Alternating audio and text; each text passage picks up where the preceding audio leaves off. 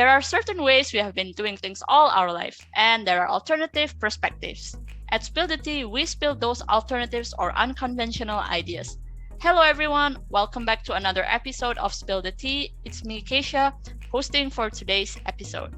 If you're new here, welcome, and make sure you click the follow button so you don't miss out any episode from us. I'm excited for today's episode in conjunction with World Literature Day.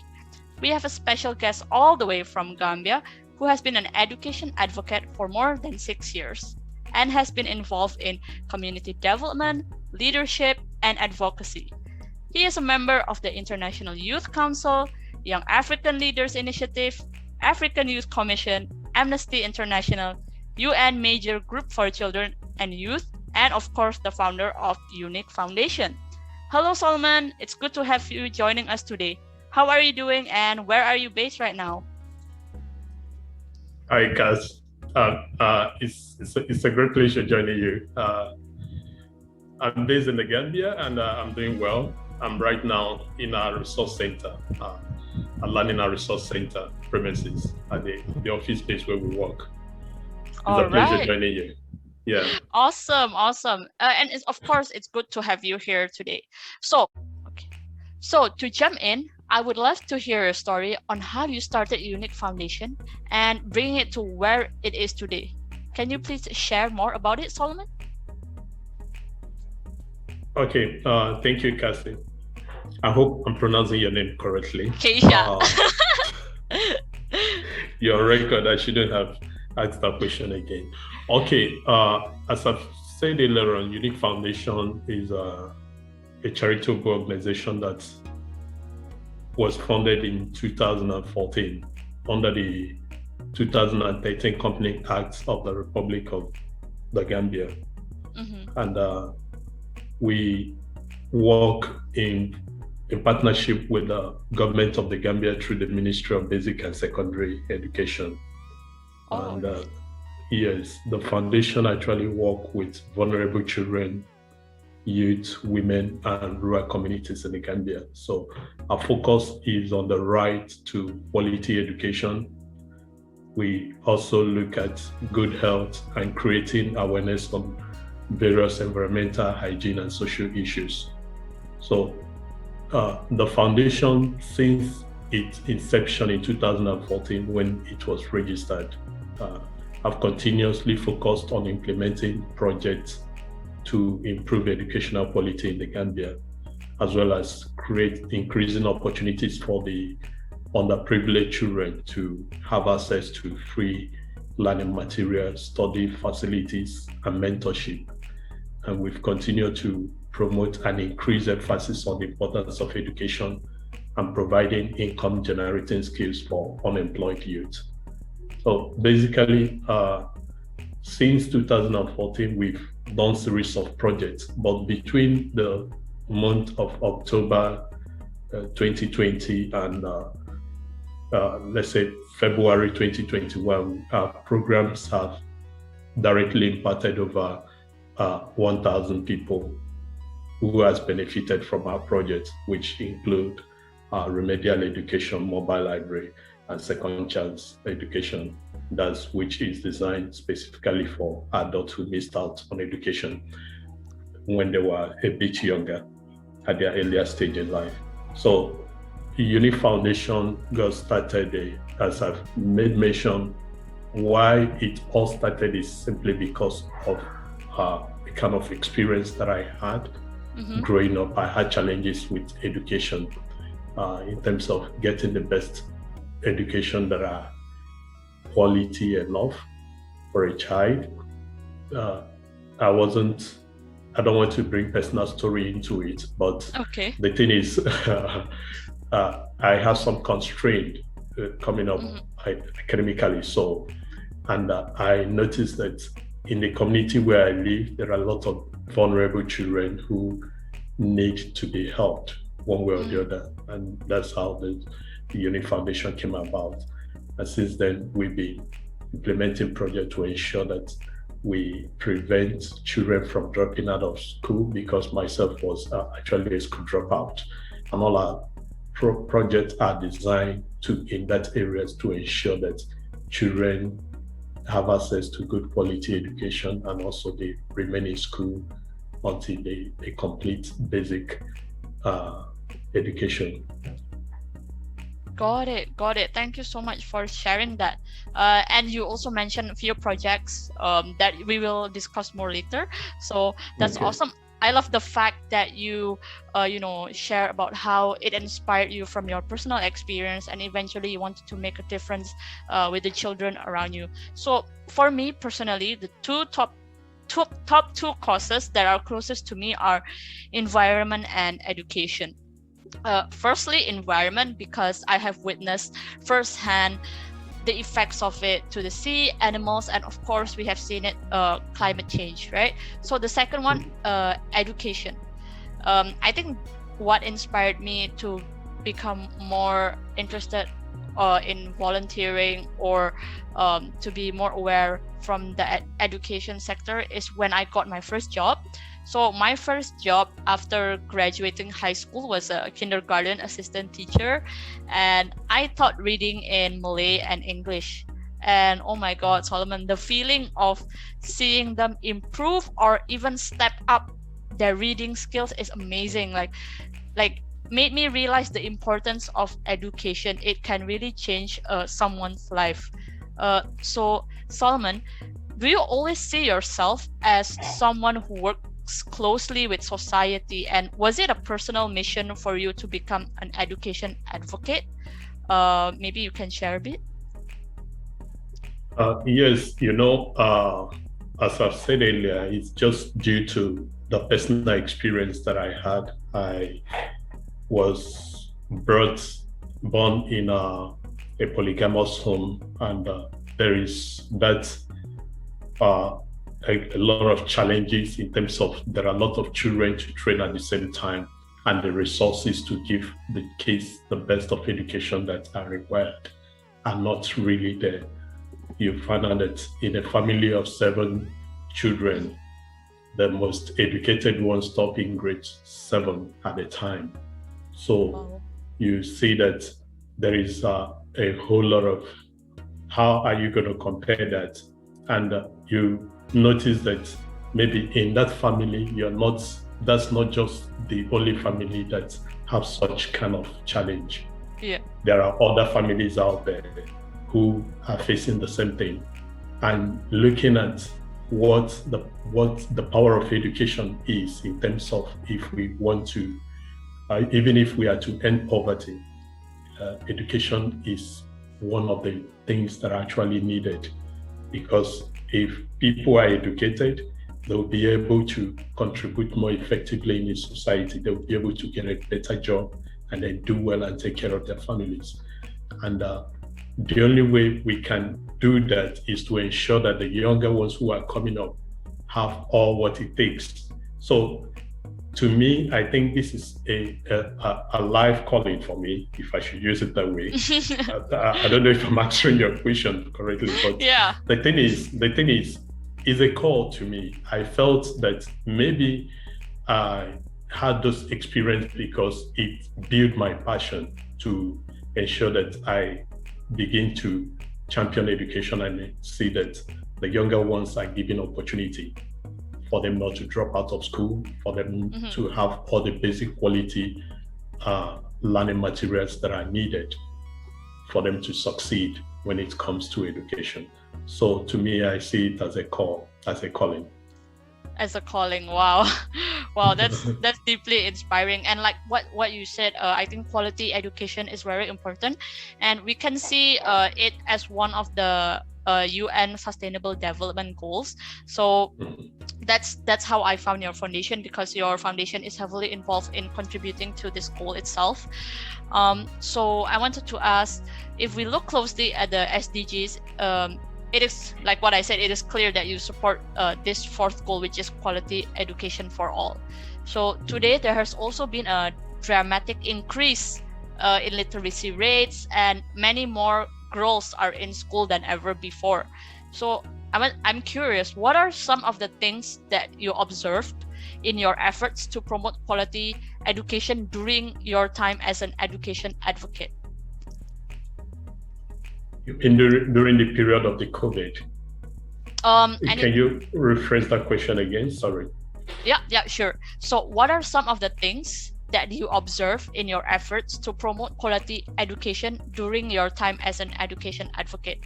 So since you maybe this can be this started when you promoted the importance of education, and maybe you make some observations what is missing, and what are things that people take for granted. Maybe you can share a bit. Okay, one of the things that actually stood out to us was we understand that we came to realize that most of the time children who are from the private school seems to do better in school when it comes to maybe national exams. They perform a whole lot much better when you have an interaction with a kid who is coming from a private school. They are more eloquent in terms of speaking. They can be able to write and read. But the reverse seems to be the case when it comes to a child who, at that same level of education, let's say, for instance, you bring a child who is in grade 1 in private school, and you bring the same kind of child in the same level who is in primary 1 in public school. You find out that that child who is in public school may not be able to express him or herself. Right. So we observe that one of the things is it's not really because this one is not intelligent, it's just because of the background, because of the things that are exposed to him or her, the things that he has access to. Maybe the child who is coming from a private school has more access to a more conducive environment for learning, access to good resources, educational resources with qualified teachers. But this other one may not necessarily have. Maybe you find out that there's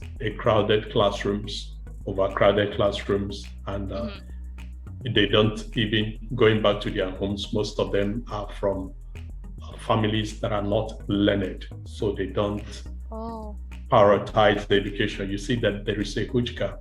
So due to this, we want to, we begin to think, how do we help a child who is in a public schools, whose parents are not learned and cannot help them when they are off from school?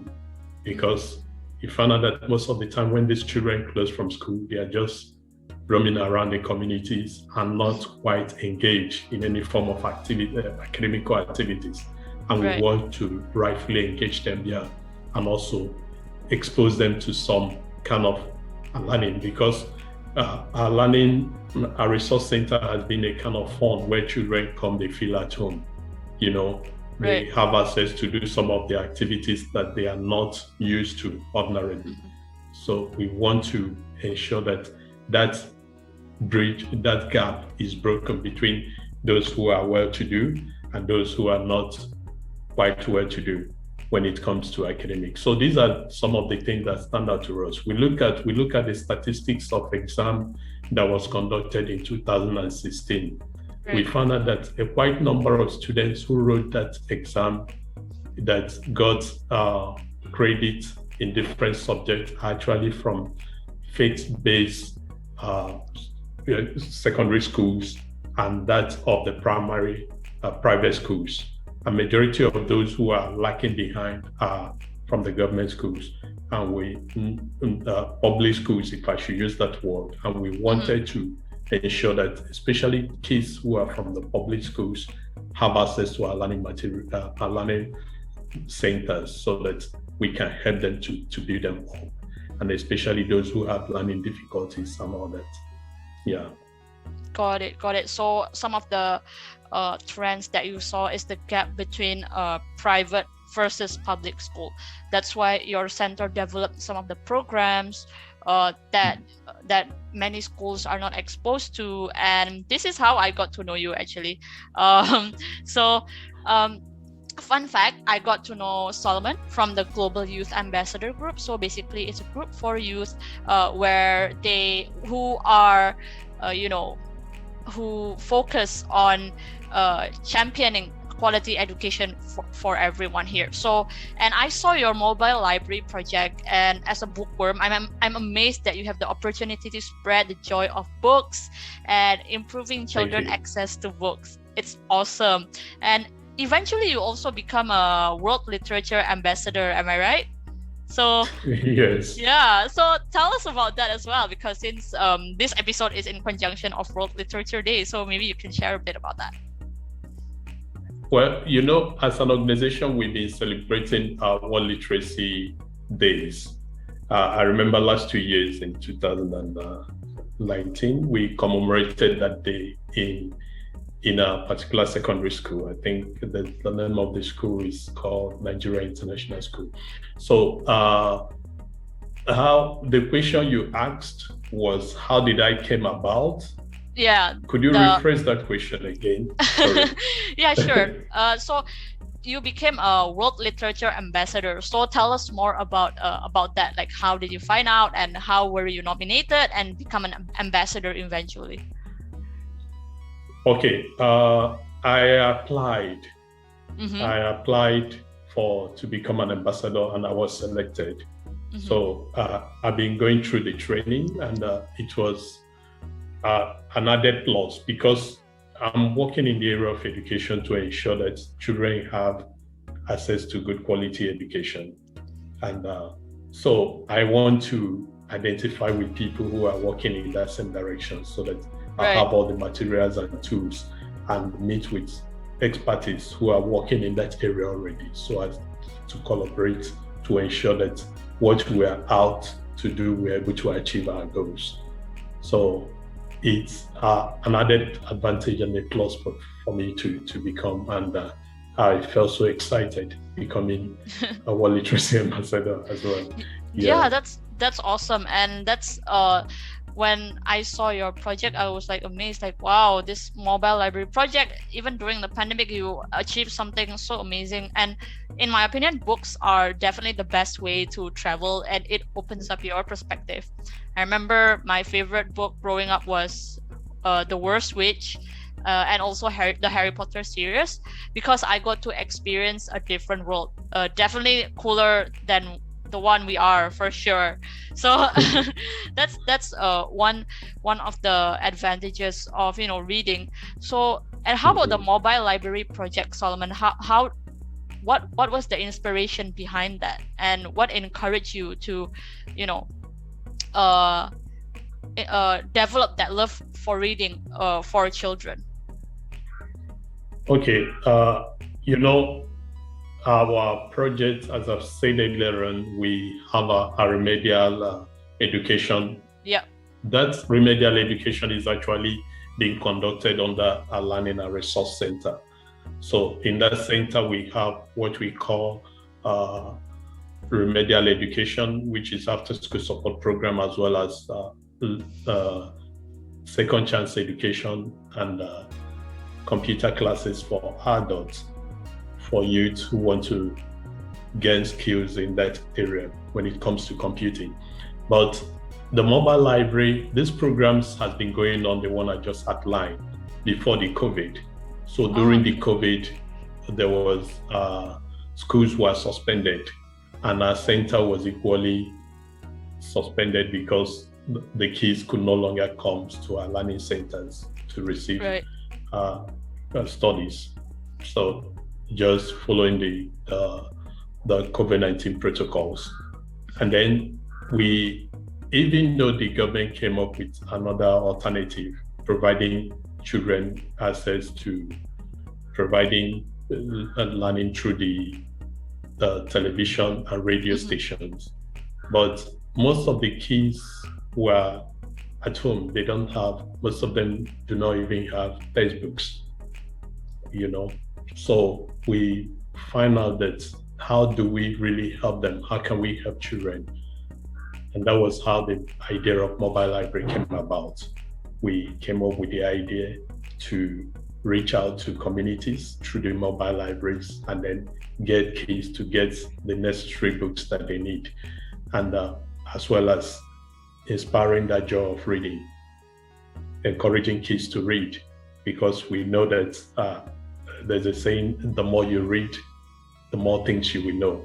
So we want, that's how we came about to engage kids into reading, so that they can cultivate that culture of reading, as well as helping them to gain access to the necessary textbooks that they use within the school system, which are not within their reach because most of them are at home. And when COVID-19 finishes, the mobile library was actually a kind of access. It was what has helped that quite a number of kids were able to be borrowing books from our library.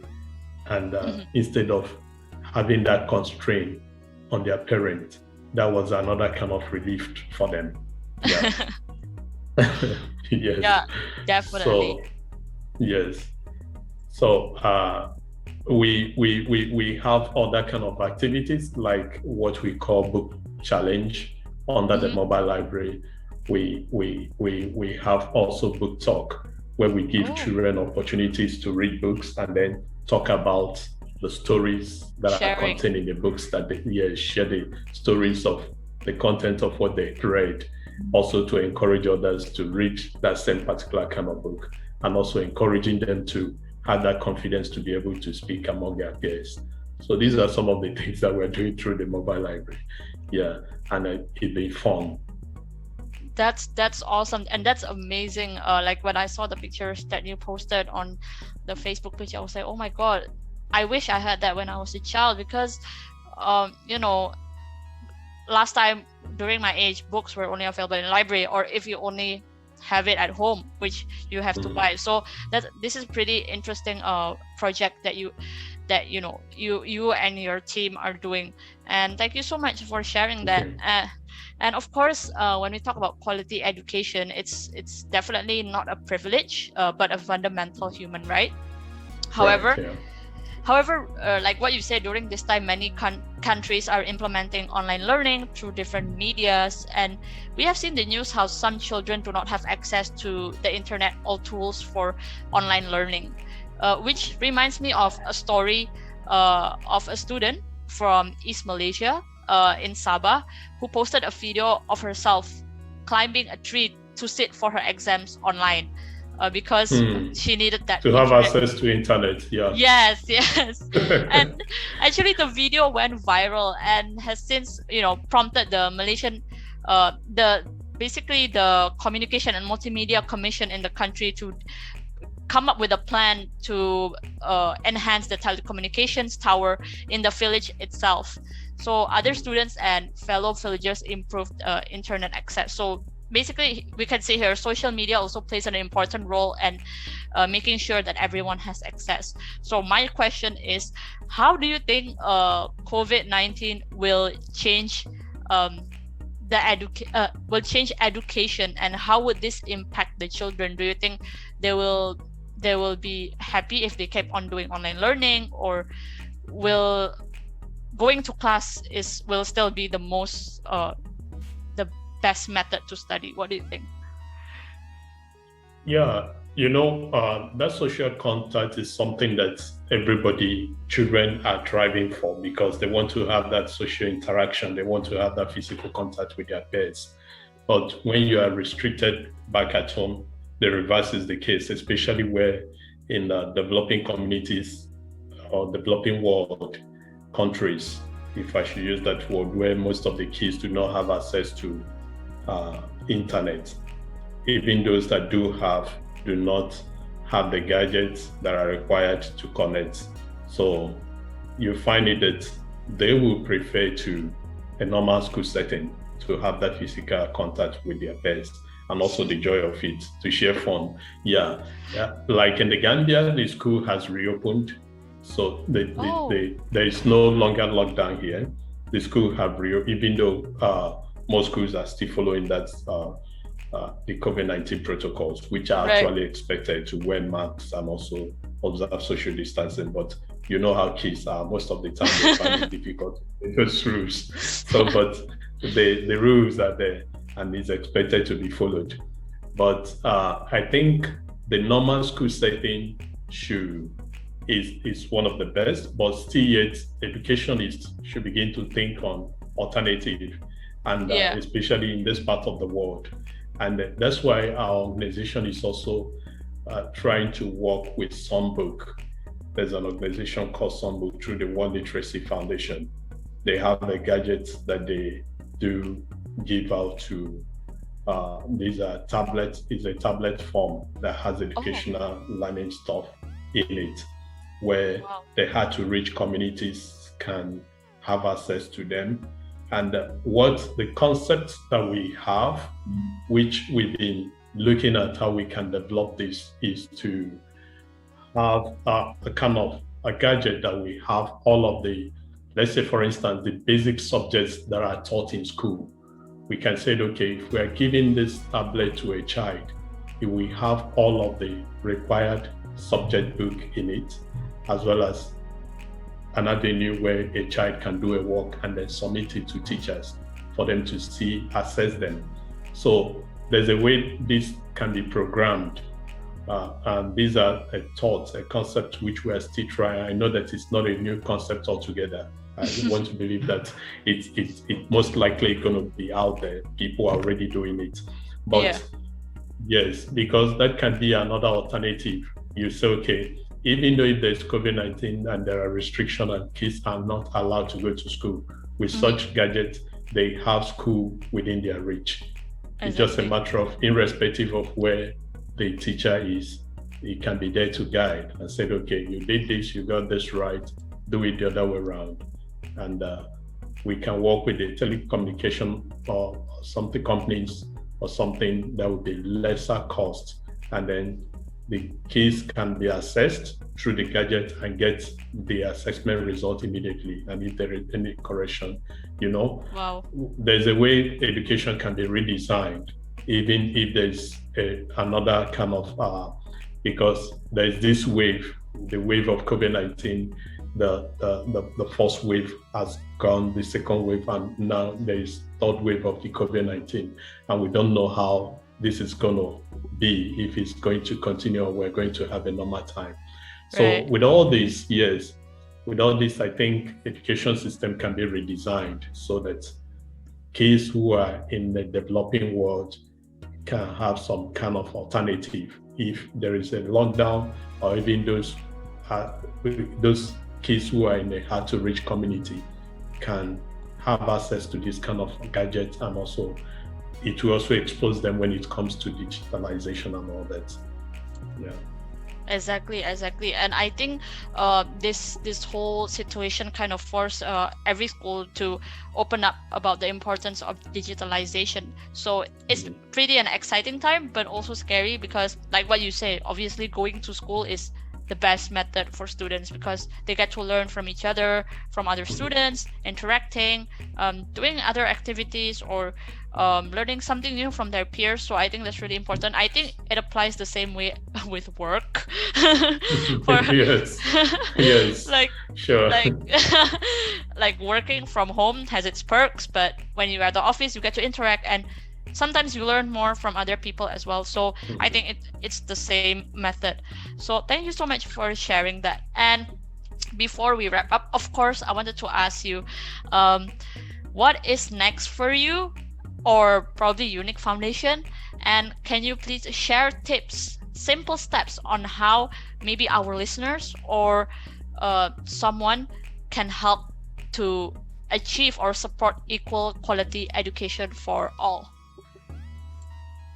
Okay, Uni Foundation, what we are looking at is to, first of all, what we want to do is to have a school where children will have access to that quality education offered to them.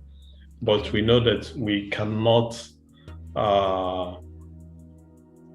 are, I don't want to use that word, a kind of limitation, because our goal is to reach every child in the Gambia, vulnerable children in the Gambia, as much as we can. And to achieve that, first of all, we are looking at setting up a center, because the organization having its own base where we can have a different quarter, because the projects that we're running has to do with in as much as we are supporting children to be able not to drop out of school, to remain in school until they finish basic education, which is graduate from grade 12. We also giving chance to adults who missed out on education when they were younger. We're giving them opportunity also, yes, to acquire education. We're equally looking at young youths who has dropped, maybe those who dropped out of school and they do not have basic skills. They want to learn skills. We also want to give them access to skills, open up to skills acquisition for youth. So what Uni Foundation is looking at is to have a base where we can do all these programs. Right. And to do it, although we're currently working in partnership with the Ministry of Basic and Secondary Education, but we're looking at maybe in the next 3, 4, 5 years times to come to be able to have a landed property where we can build a learning center to be able to achieve all these things. Yes, as well as going forward to build schools that will be offering quality educations to kids, because there are schools, but when you look at it, most of the time the charges are too expensive. But the question remains, because our goal has been to have our projects run on free basis, on free tuition basis, but we continue to look at the sustainabilities of our project, like the mobile library project. Everything that we're doing there is totally free of charge. Remedial education is free tuition. Remedial education, the kids are not paid anything, but the kids and the younger adults who are attending our classes, they are not asked to make any form of payment. We rely on donors to do our projects. Yes, but the goals remain is that we are still looking at how to bring our project in such a way that it will be self-sustaining. Yeah, so sorry. Hello? Yeah. Yeah, it's okay. You can take it. Yeah. Sorry. It's okay. All right. Okay. And, yeah, so thank you so much for sharing that, Solomon. And we are excited to see what the future holds for Uni Foundation. And hopefully we get to see more of your mobile library project and more cool, awesome projects. And hopefully it can be implemented anywhere in the world. And we can see more of that also. It'll be awesome if I can see a mobile library near my house. Or, oh my gosh. I mean, I think you will inspire me. Maybe I'll do it. I don't know. We are not just thinking about only the Gambia. There are a lot of challenges in most of other parts of Africa. Our goal is to extend our programs to even other neighboring countries. Yes, not just within the Gambia, but to extend it to other West African countries. But we know we just have to gain ground first. We just have to get to a point where we begin to get the resources that will allow us to do all that. Do that, yeah. But for now, we are here in the Gambia, and we want to ensure that we make a meaningful impact and see those who our programs and projects are impacting, sharing a feedback as to how their life has become, a positive impact that our programs and project has done to them. That's what we are looking out to. Yes. And got it. Yes, and we have that strong belief that definitely is already there. There are a lot of people whose programs and activities have impacted positively, but we want to see more of that, and we want to continue doing all that, and achieve more. So, of course, looking at the gadgets, I just talked about it, like the songbook stuff that I talked about. Even our mobile library programs, we want to also include that into it. We want to include things like training communities on skills skills when it comes to ICT. We want to, of course. yes, and the mobile library, even the vans, the vans that we're using are just a smaller van. We're looking at getting a bigger van where kids can even go into the van and sit down to read. These are things that are obtainable in the developed world and some other countries. So it's something that we can replicate here. You know, most of the time I begin to ask questions. Why is it that our leaders, we travel out there, they see what is obtainable, but when they come back, they don't want to replicate them, you know? But the reverse is the case. When you Google school system in the developed world, you look at how structured a classroom should be. You look at how rich classrooms are. You look at the settings of classrooms. But when you come to where we are, most especially when it has to do with government schools or public schools, they just do it anyhow. You build a school, and then when you go in, kids are not, you know, there is a programs that we did last in 2019 where we went to a particular school to refurbish it. We give it a facelift. Organization, we tax ourselves and then contribute money and went to that school to give it a facelift. Because what are we trying to do? We are trying to create a more conducive atmosphere for kids, because we understand that if kids are in a more better environment to learn, they will be able to learn better and assimilate what is being taught, unlike when the space is not decent, it's not clean, you know. So these are some of the things that we're looking at to build a very good standard schools, to push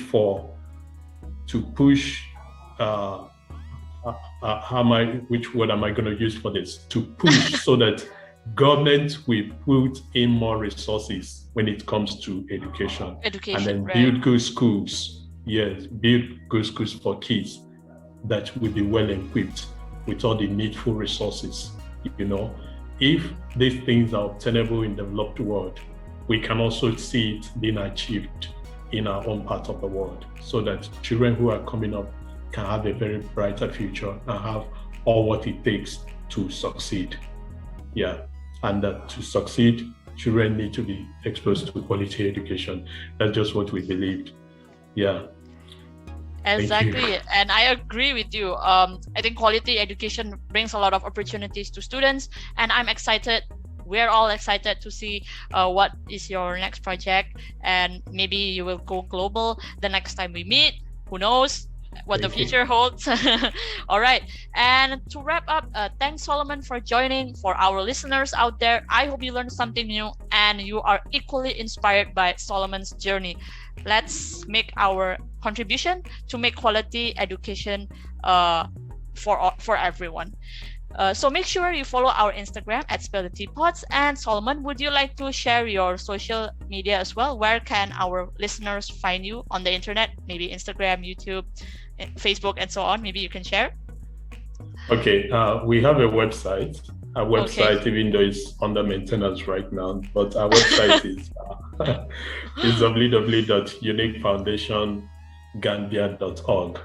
www.uniquefoundationgambia.org. And our social media handle on Facebook. You can find us on Facebook on at UNFON. It's the same thing for all our social media handle. Or you just type in Unique Foundation, or you search for Unique Foundation, you will see us in all our social media handles. That's on Twitter, we're on Facebook. We are on Instagram, even though we've not been active there. We're also on LinkedIn. Oh, okay. All right. Yes. No worries. We'll tag everything in the description box. And of course, we'll tag you on Instagram so that you can repost our stories, our posts, and make sure that your students also can listen to this talk and be inspired by you. So thank you so much, Solomon. And everyone, thanks, and hope you enjoyed this episode. Goodbye. Thank you, Casey. Bye. Nice talking to you.